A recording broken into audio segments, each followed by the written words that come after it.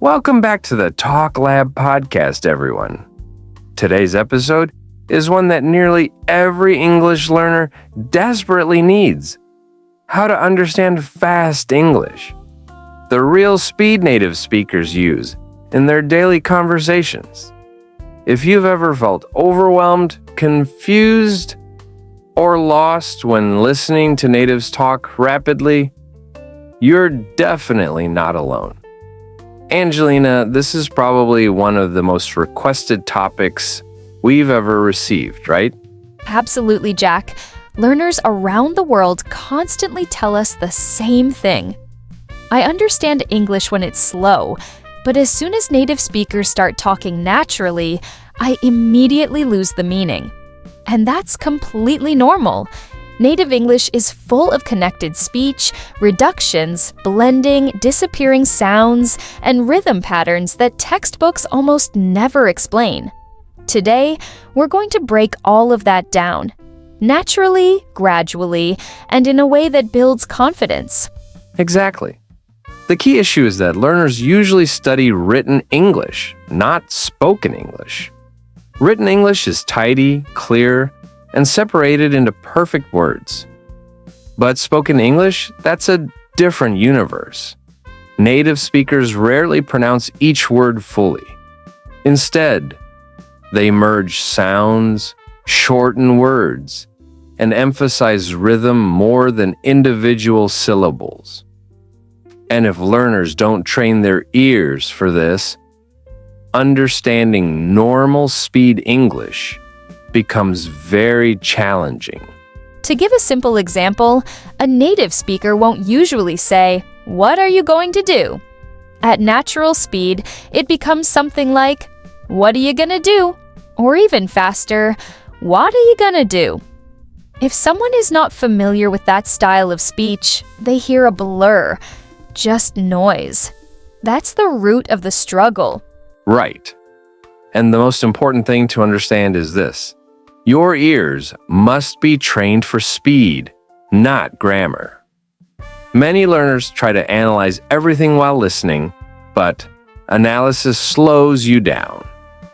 To understand fast English, you need to allow your brain to recognize patterns automatically.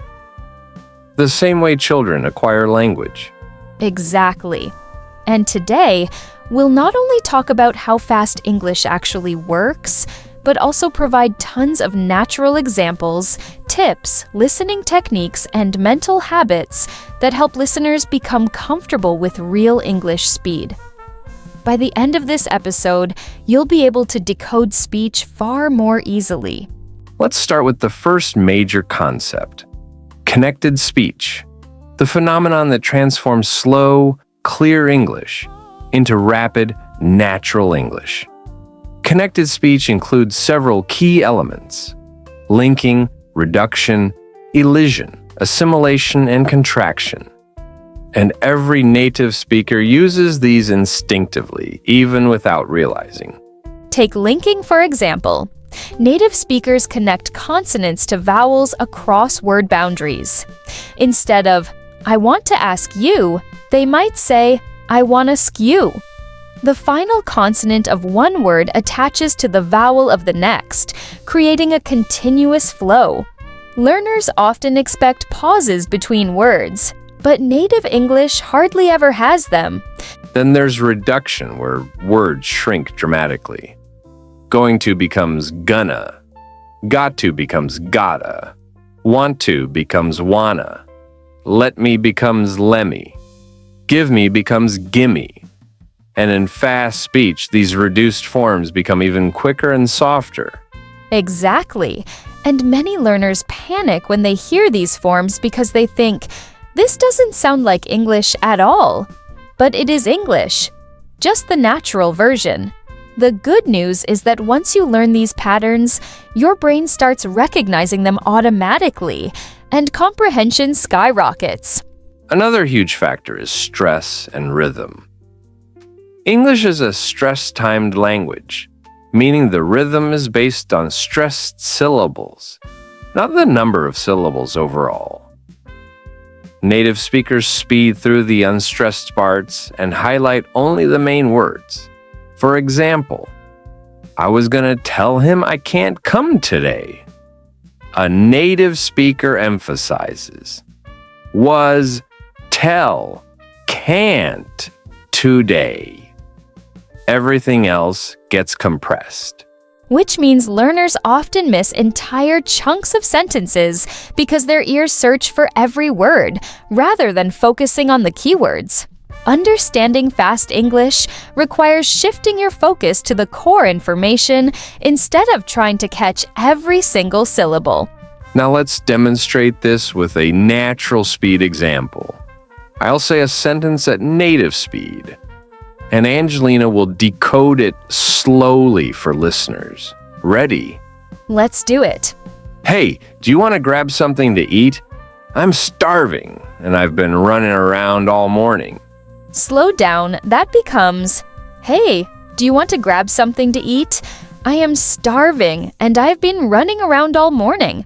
Now compare, do you want to? Grab some teat. Grab something to eat. I've been running. I have been running. Once listeners understand the logic behind these reductions, fast English becomes much easier to process. Another powerful technique is anticipation, predicting what the next part of the sentence will be. Native speakers rely on context heavily. If someone says, yesterday I went to this amazing restaurant, and your brain automatically expects something about food, service, atmosphere, or experience. Anticipation reduces the pressure to catch every word. Yes, and anticipation becomes stronger with exposure. The more you listen to real English, the more your brain builds patterns. It's like training a muscle. Repetition strengthens recognition. Speaking of training, let's move to active listening exercises. One of the best methods to understand native speed is shadowing. Listening to a speaker and repeating immediately, matching speed, tone, and rhythm. It forces your brain to sync with natural English pace. Another great technique is micro-listening, taking a tiny 3-second clip of native audio and listening repeatedly until you understand every sound. This rewires your ear to detect subtle transitions. And don't forget variety exposure, listening to accents from the US, UK, Australia, Canada, New Zealand, and beyond. Real life is full of accent diversity, so limiting yourself to one accent slows long-term progress. Exactly. And understanding accents trains your listening flexibility, helping you decode fast English from anyone, anywhere. Now let's talk about intonation patterns. Because English isn't only fast, it's musical. Natives stretch some syllables, drop others, rise, fall, glide, or flatten, depending on emotion or context. Learning these patterns boosts comprehension massively. Right. For instance, a native speaker saying really can express disbelief, curiosity, excitement, or sarcasm, all with different intonations. Understanding the tone helps you understand the meaning even when words fly by quickly. Another essential point is cultural listening. Knowing typical lifestyle topics, humor styles, conversation habits, and common references makes fast English far more predictable. Context is a superpower. When you understand the situation, you don't need to catch every sound. Your brain fills the gaps naturally. Exactly, Angelina. And many learners don't realize that native speakers don't pronounce every single word perfectly. Instead, we blend, merge, skip, reduce, and compress sounds until conversations become like a flowing river. Once listeners recognize that English is not a sequence of isolated blocks, but a continuous stream, their comprehension increases dramatically. One of the biggest breakthroughs comes when learners stop listening for individual words and start listening for ideas, emotion, context clues, intonation shifts, and rhythm patterns. Real-life communication is not a dictionary. It's music. And once you feel that rhythm, you start understanding fast English almost automatically. Yes, Jack. And adding to that, I want to emphasize something crucial. Learners should stop panicking when they miss a word. Missing a word doesn't break communication. Losing concentration does.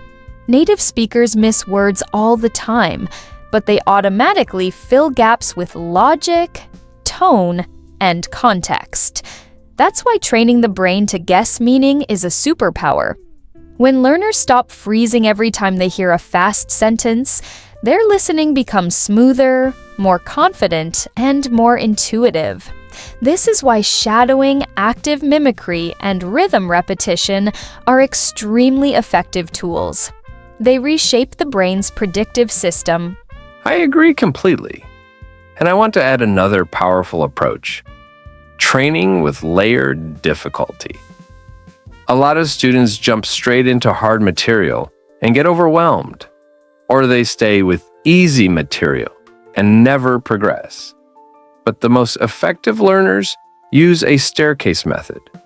Start with slightly challenging material, then gradually introduce faster, more natural, more complex speech.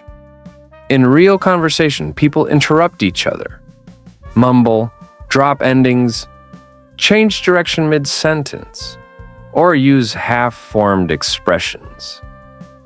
Exposure to this kind of natural chaos trains the mind to handle fast English under real conditions. Exactly, because real English isn't clean. It's spontaneous, unpredictable, and emotional.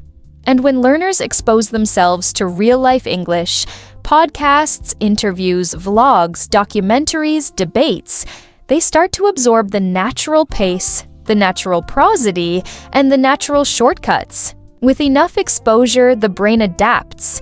Suddenly, the fast English that once felt impossible starts sounding familiar. And once it sounds familiar, it becomes understandable. And that's when the real improvement begins, when familiarity transforms into comprehension.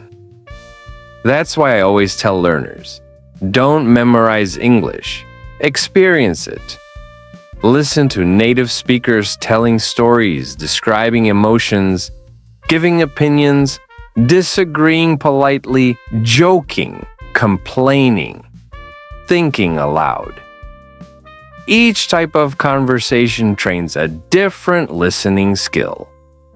And when you combine them, you become unstoppable. Absolutely. And for those listening today, remember this. Understanding fast English doesn't come from learning more grammar. It comes from rewiring your brain to process continuous speech more efficiently. That happens only through exposure, repetition, and active engagement. Slow learning creates slow listening. Fast listening requires fast input. So challenge yourself, not to a frustrating level, but to a stimulating one. Right. And before we continue with even deeper techniques, I want to talk about one more essential element: emotional memory. When your brain connects language with emotion, it remembers better. If you tie English listening practice to curiosity, excitement, interest, humor, your brain stores it much faster. That's why compelling content works so well. Boring listening equals poor memory. Engaging listening equals long-term retention. And that's why our listeners should diversify their listening diet.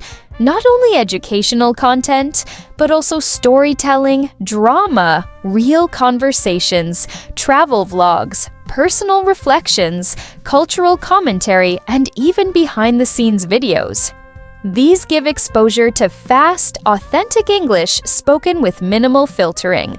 When you surround yourself with this type of input daily, even 20 to 30 minutes, your listening comprehension accelerates dramatically. Exactly, and now let's push deeper into advanced strategies.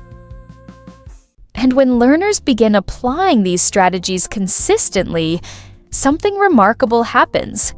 Their perception shifts.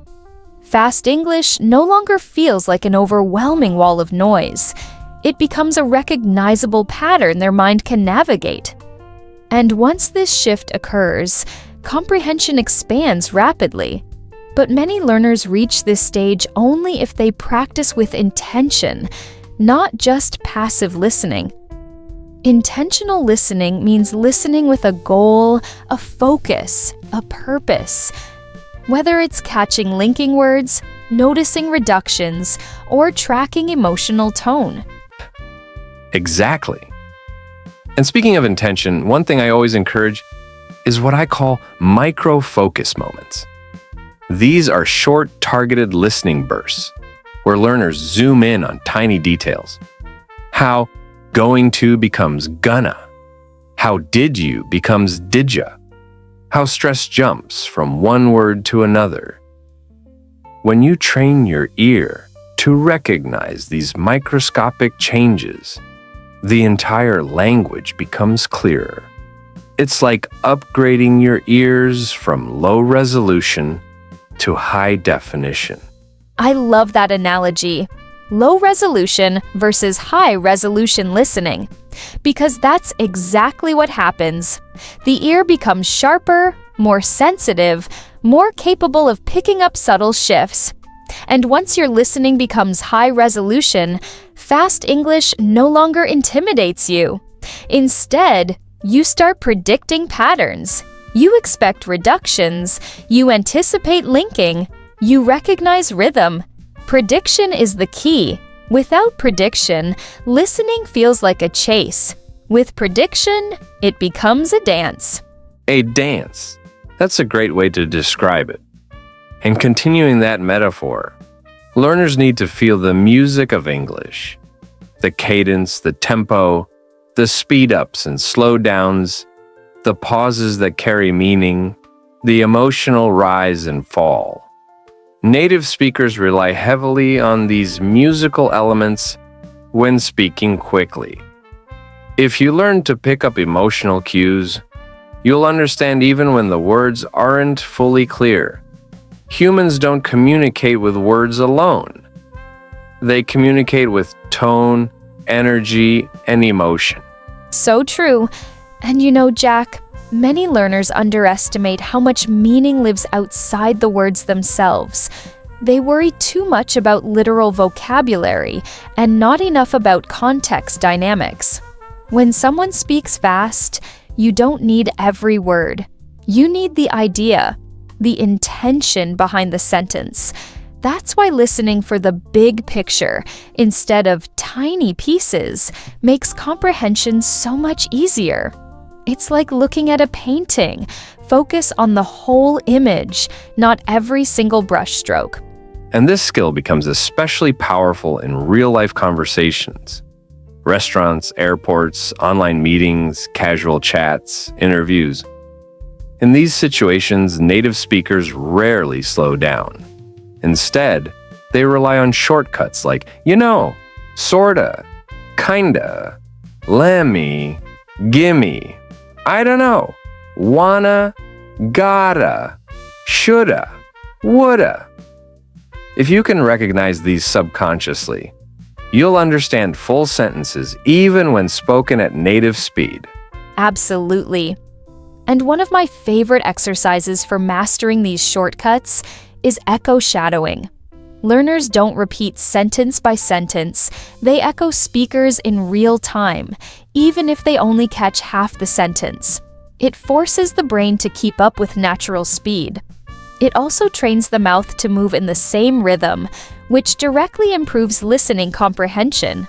When your speaking rhythm aligns with native rhythm, your listening power doubles. And that's such an important point. Listening and speaking are connected. Many learners don't realize that improving speaking fluency automatically improves listening fluency. When you speak in a native-like rhythm, your brain starts expecting native-like rhythms. You no longer feel shocked by fast sentences because your mind is familiar with that pace. What feels fast today will feel normal after enough exposure and imitation. Exactly. And there's another psychological shift that learners experience the moment they stop translating. When your brain stops switching back and forth between languages, fast English becomes much easier to understand. Translation creates delay. Delay creates confusion. Confusion creates frustration. But when learners start thinking in English, even partially, that delay disappears. Suddenly, they can follow conversations effortlessly. Yeah, and that's why even low-level learners should start thinking in English early. Not perfect sentences, not complicated phrases, just simple thoughts. I'm hungry, like it's cold. I need to go. Where's my phone? This tiny habit trains the brain to operate in English mode. And when the brain is in English mode, fast English is no longer an enemy. It becomes a familiar environment. And another factor that helps tremendously is emotional calmness. When learners panic, listening ability drops. When they relax, even slightly, comprehension rises. So, breathing techniques, mindset shifts, confidence-building exercises, these are not extra. They're essential. A calm brain listens better. A confident brain processes faster. A curious brain remembers longer. That's so true. And speaking of confidence, I think it's time we dive deeper into the advanced side of listening. Things like phonetic absorption, accent decoding, intonation prediction, and conversational turbulence. Exactly, Jack. As we explore advanced listening techniques, learners must remember that phonetic absorption is a skill, not something that happens overnight.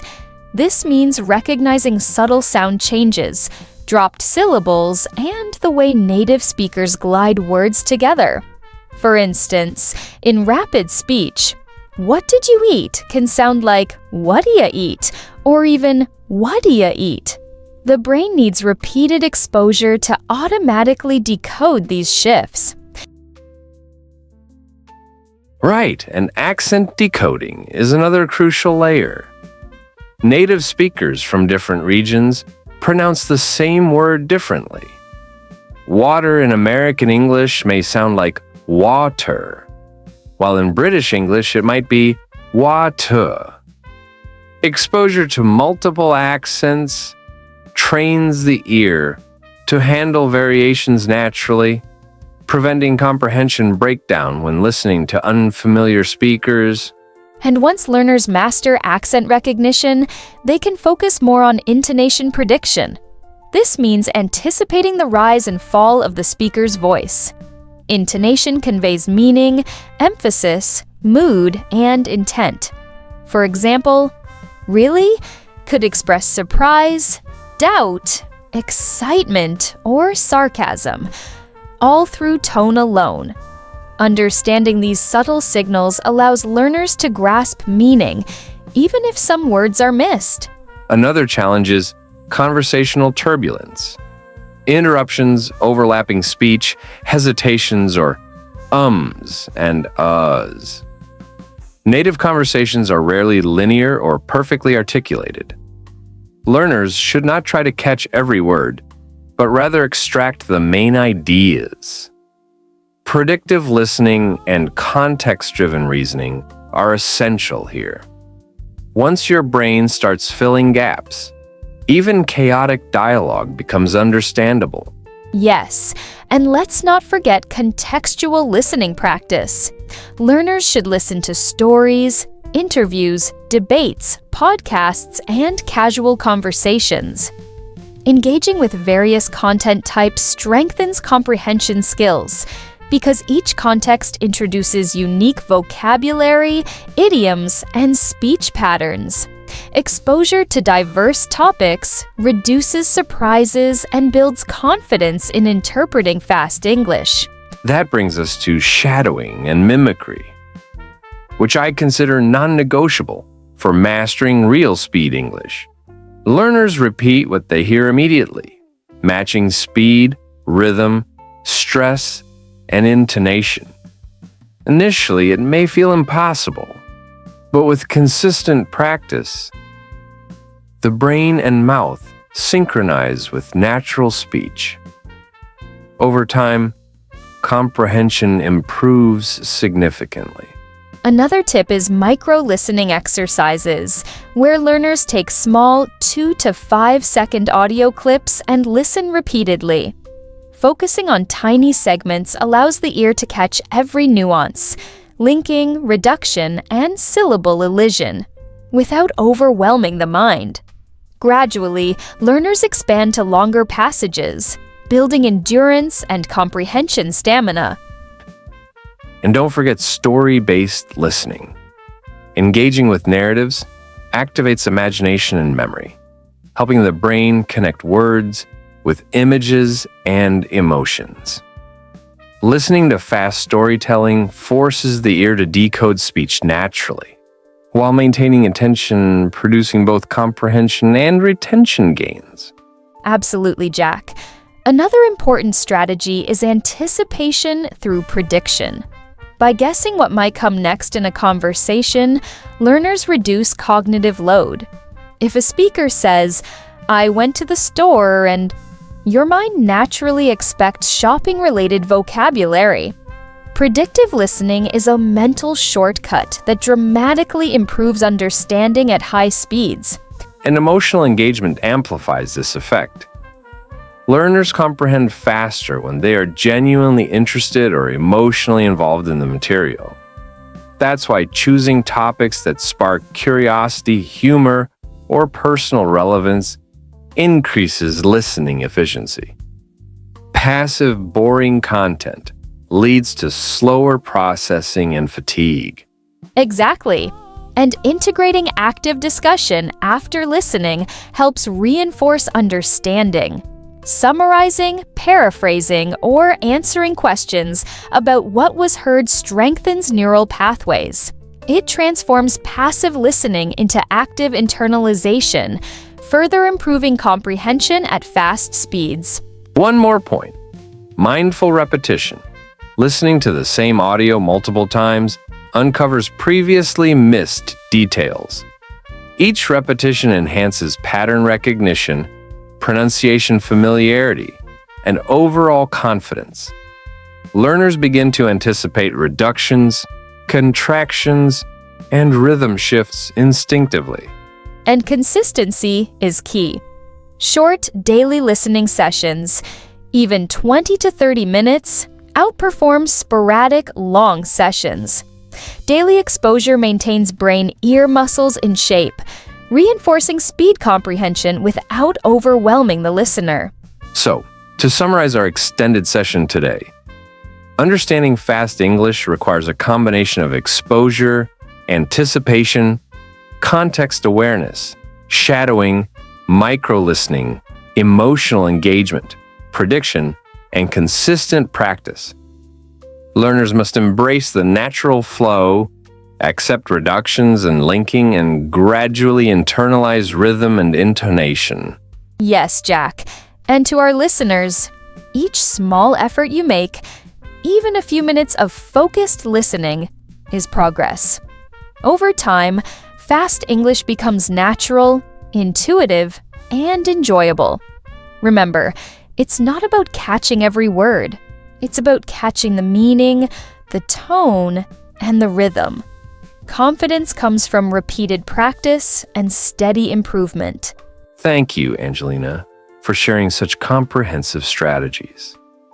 Listeners, implement these approaches daily, and you will notice significant improvement in understanding real speed English. Remember, consistency is your ally, curiosity is your guide, and persistence is your power. And with that, we conclude this full, extended episode. Keep listening, practicing, and enjoying the beauty of real English communication. Goodbye, everyone. And remember, think in English, listen attentively, and embrace the rhythm of the language. Farewell, everyone.